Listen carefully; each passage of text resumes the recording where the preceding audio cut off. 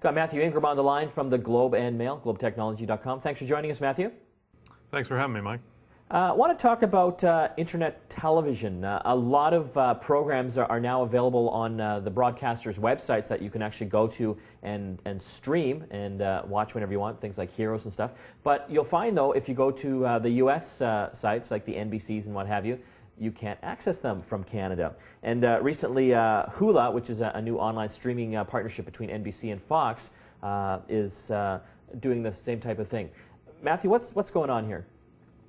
Well, I think what we're seeing really is a collision, in the larger sense, a collision between sort of traditional broadcast business models and the internet. Obviously, one of the big benefits of the internet is there are no sort of geographical boundaries.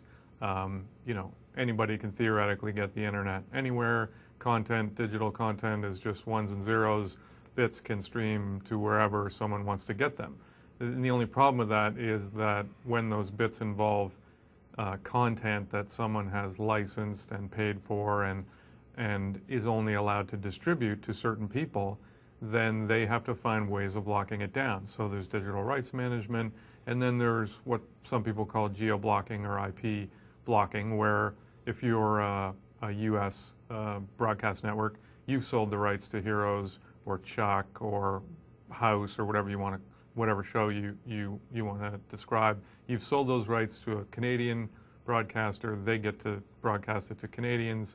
That's the backbone of sort of the Canadian broadcast industry, as it were, is taking U.S. shows and showing them to Canadians.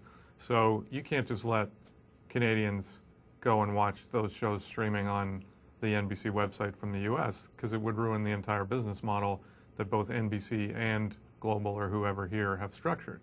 So you have to block Canadian IP addresses or block whoever from going to those sites in the U.S. The only problem being, we're so close to the United States, geographically speaking, and our media is so intertwined that we read all these articles about great things like Hulu, for example, the joint venture between NBC and Fox. They're streaming all these shows. It's right after they air, so if you miss it, you can go watch it. They've got all these archives of The Daily Show up at a website, but you can't go there. So you can read all about it. It's like a kid in a candy store. You can see all the great stuff that would be really cool to watch, but you can't watch any of it. I find it interesting. To me, it's obviously an outdated model, but I guess in many cases these broadcasters just can't wrap their head around doing it any differently, can they?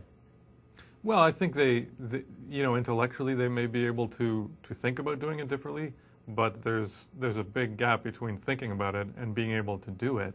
If your entire business is predicated on these licensing agreements that you have right now, it's hard to see a way from there to some new model without sort of giving up a lot of what you depend on for revenue. If you're a Canadian broadcaster, you're making diddly off your Canadian stuff. People are coming to watch your network because they want to watch House or they want to watch Chuck or they want to watch whatever. And if all of a sudden they can watch it on the internet, then what happens to your business model? Well, I can see it being frustrating for a lot of viewers because, I know that the broadcasters up here in Canada, in many cases, they do offer the shows online on their websites, but there are some shows that they don't. My Name is Earl is one example on Global. Right, and so you can get some of them. For example, Heroes is very popular. You can watch that streaming on Global, but you don't get as many shows, as far as I know, as you do if you go to NBC's website in the U.S. Of course, I don't know that because I can't go there. But so you don't, and for example, The Daily Show, you can go to the Comedy Network in Canada to their website because they license the content, but you don't get the same access to the same number of shows. The Daily Show website they just put up in the U.S., you can get 16,000 video clips going back to the first days of the show. Well, you can't get that at Comedy Network. And it's not, I don't want to blame anyone. You've got U.S. networks that have a certain business model. You've got Canadian networks that have a certain business model. You've got the CRTC as well, which is trying to protect Canadian, content producers. So all of that kind of bumps up against the internet as a sort of free delivery mechanism. Not free in the sense that nobody pays for it, but free in the sense that it goes anywhere there's an internet connection. But can't people, the more enterprising people, just download software off the net to block their IP address from going out, and then accessing the U.S. sites? You can use anonymous proxies. You can go to both websites that will hide your IP address, or you can download software to do that. If you use Linux, there are add-ons for Firefox, for example. I have tried virtually every single one of those, for research purposes, of course. And the problem with streaming video is it's not easy to do once you start using all those proxy methods. They add lag to the system. It's great if you want to get to websites that you're not supposed to go to that have just text.